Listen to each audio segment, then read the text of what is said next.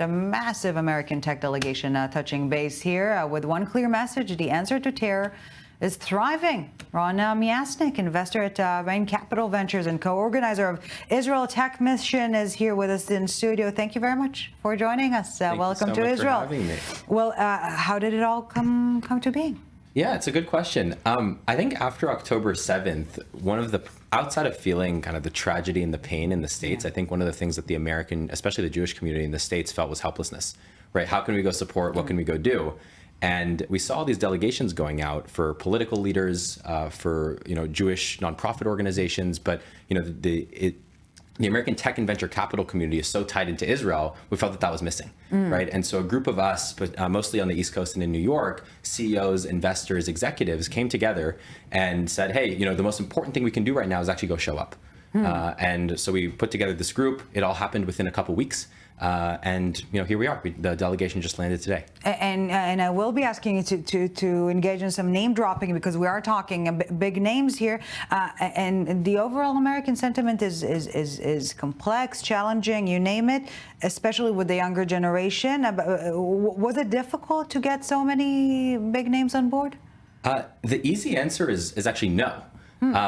And I think October... Don't believe the press, you say. I know. And I think that the thing to note is October 7th, I think, put a lot of things into perspective for a lot of people, right? I think it's very easy when something really impactful happens to go back to your roots and realize what's actually important. And for a lot of people, standing with Israel, standing with the Jewish people was at their core, and they felt a big need to go to Israel.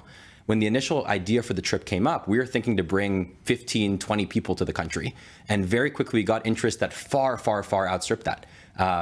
In the interest in the hundreds. And we ended up bringing a delegation, I think, which is one of the largest, if not the largest to date, of 65 senior executives and CEOs and investors to the country. And, we're thrilled about it. It was easier than we expected. And, really, it's amazing to see the show of support.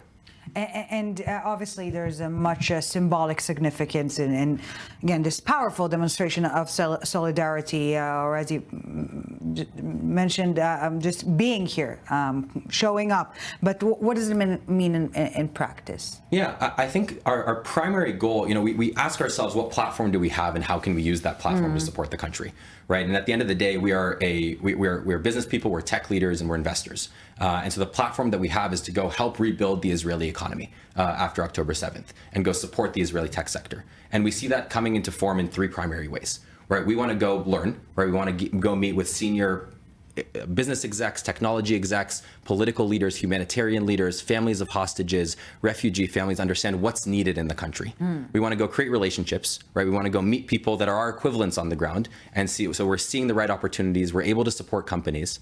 And three, we want to invest, right? We actually want to go support the Israeli tech economy moving forward, support the thriving tech ecosystem, and help do what we can to bring it back. Well, you use the term rebuilding, and that perhaps alludes to the current state of the Israeli economy. Some fear that it might not overcome.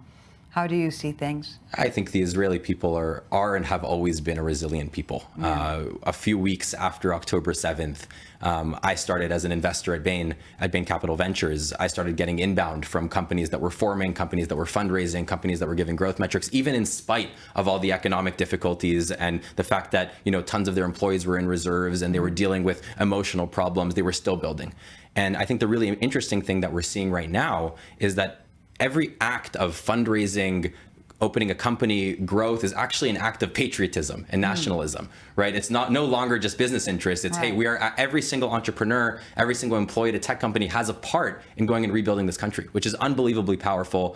I'm personally very fortunate that my firm, Bain Capital Ventures, has actually decided, before this and through this, to double down on Israel and continue supporting the economy here.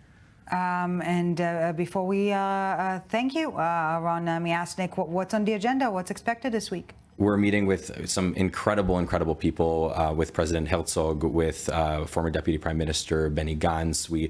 I just came back from a meeting with Eyal Waldman and Michael Eisenberg. We're going down south, visiting Kfar Aza and Kibbutz Be'eri, meeting families of refugees, hearing from families of hostages, really trying to understand what's happening in the country, listen, support, and do what we can. Ron MIasnik, investor at Bain Capital Venture and co-organizer of this Israel Tech Mission, the largest to date. Thank you so very much for coming here in studio, and thank you very much for what you do. Thank you so much. Dan Perry, before we let you go, in another twist and turn when it comes to the opinions of American youngsters, if you ask them, Israel, and I'm quoting, should be ended and given to Hamas, according to a new poll. How do you address that? There clearly is a misalignment between 18 to 24-year-olds in the U.S. and almost every other demographic, although there's also a sliding scale where support for Israel declines as people get younger. We've discussed this before. Young people get their information on TikTok and social media. It is not a context that creates deep thinking, critical thinking. They're very reactive, and of course, on social media, the masses of Muslim, global Muslim tweeters and TikTokers and so forth just have the numbers. It's disturbing, problematic. You can assign part of it to the folly of youth, a lot of it to the social media divergence of Gen Z from the rest of society. I think it's temporary, and also it can be overstated. The same poll that you mentioned also showed that 58%, I think it was, of Gen Z think that October 7th was an act of terror that they oppose. So it's complex. I think mainly they're confused. And you look at delegations like this one that come to Israel, and I think that reflects something else. Well, two things. One, the incredible profundity of Israeli technology, where, cybersecurity investments, a quarter of them globally come to Israel. That's not going away because of a war with Hamas. And the second is that let's not despair so quickly. There is a lot of support in the U.S. and the West, also in Europe.